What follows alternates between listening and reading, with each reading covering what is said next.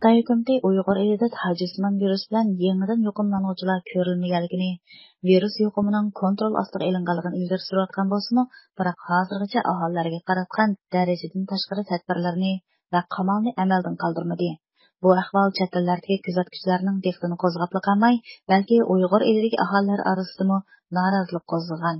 Biroq doiralari uda bir hafta yangi yuqum ahvoli bayqalmaganligini ilgari surib turibmi, qamalni bo'shatmagandan keyin Xitoydagi Weibo qatorliq ijtimoiy tarmoqlarda nurg'unlagan shikoyat yo'llanmalari paydo bo'lgan.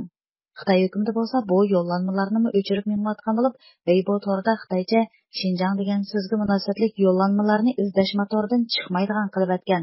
Lekin tor qo'llanuvchilari Beijing, Shanxay, Guangzhou qatorliq joylardagi yerlik mikroblog munbarlarida davomli shikoyatlarini davomlashtirgan.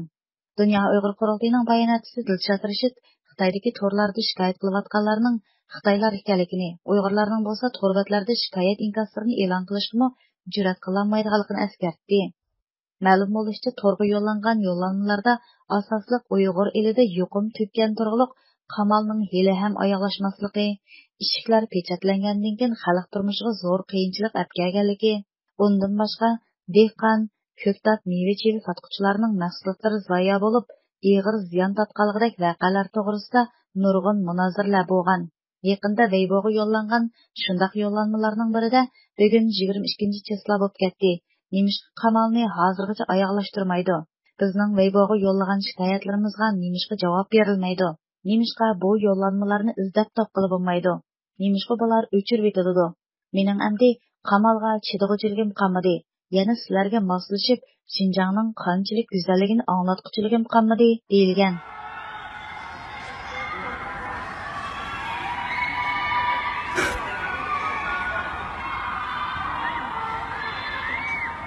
Uyg'ur elida yuqumni tizginlashga insoniy bo'lmagan vositalar va qamalning oyoqlashmasligidek ahvollar chet el axborotlarining diqqatini qo'zg'adi. 25 avgust kuni Nyu-York vaqti gazeti, Angliya muhofizachi gazeti qatorliqlardami mushaqda xabar maqolalar e'lon qilindi. Nyu-York vaqti gazeti xabarida 4 million odamga berib taqashgan bu qitimli qamalning rayonda yuz berayotgan kishilik huquq dafsandachiligi haqidagi andishalarni yanada kuchaytirganligini bildirdi. Xitoydagi ijtimoiy tarmoqlarda Uyg'ur elidagi aholilarning ko'z bilan to'mirlarga kishanlanishi, yuqumga foydasi bor yo'qligi aniq bo'lmasa-mu, Xitoy an'anaviy tibobat dorilarini ichishga majburlanishi Nyu-York vaqti gazetining diqqatini qo'zg'agan bo'lib, ular yana bir Weibo qo'llanuvchisining bu haqda bu turmi yoki qafasmi, bu yuqumning oldini olishmi yoki bostirishmi deyish orqali rayondagi qamaldan shikoyat qilganligini bayon qilgan. Nyu-York vaqti gazeti xabarida yaqinqi kunlarda qamalga bo'lgan g'azabning kuchayishiga ergishib, Xitoyning boshqa joylaridagi aholilarimi hukumatni tanqid qilishga qo'shildi. Doirlar tezdan harakatga kelib, Xinjiang haqidagi to'r yozmalarini tekshirib, cheklama qo'ydi deb yozgan. Muhofizachi gazetimi o'z xabarida Xitoydagi Douban nomli munozir torbitidimi mushaqdagi munozirlarning cheklanganligini, ma'lum bir yo'llanmada yana Uyg'ur elidagi aholilarning yuqum va qamalga oid shikoyat xarakterlik materiallarni to'rga yo'llab, dushman kuchlarga fursat yaratib bermaslik haqida ogohlantirilganligi bayon qilingan. Biroq muhofizachi gazetining bildirishicha, bundoq ogohlantirishlarmi aholilarni shikoyatdan to'xtatib qolmagan. Ma'lum bir to'r qo'llanuvchisi Weibo'da ishlar ma'lum nuqtaga yetganda avomning ovozini bosqilib bo'lmaydi. Agar u bir joyda to'silib qolsa, u yana boshqa o'ringa yetkaziladi. U yerdami to'silib qolsa, yana yangi yo'llar topiladi. Kollektivning xotirasini o'chirgili bo'lmaydi deb yozgan. Ammo keyin bu yozmami o'chirib etilgan ekan. Uyg'ur elidagi aholilarning noroziligiga qaramay, Xitoy doiralari yanada o'z tadbirlarini qo'g'dagan.